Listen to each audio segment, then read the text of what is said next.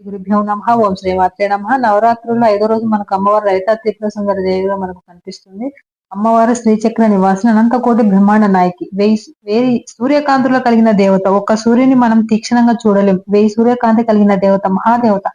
సకల దేవతలు సృష్టిస్తుంది. సర్వశక్తి సమన్విత, అనంతకోటి బ్రహ్మాండ నాయకి దేవత.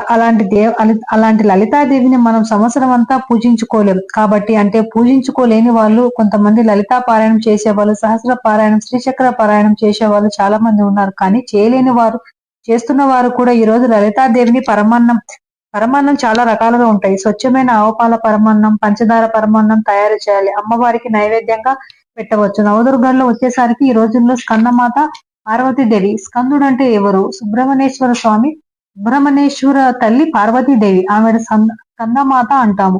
పుత్ర సంతానం కావాలనుకునే వాళ్ళు, అలాగే పుత్ర సంతానం ఉండి కూడా వాళ్ళ ఎదుగుదల బాగా ఉండాలనుకునే వాళ్ళు, విజయం సర్ప దోషాలు ఉన్న వాళ్ళు స్కందమాత దేవిని పూజించుకోవచ్చు. ఈ రోజు నవదుర్గా దేవతలు స్కందమాత ఒకటి. ఈమెడకు అల్లం గారెలు పరమాన్నం ఈ రెండు నైవేద్యంగా పెట్టవచ్చు.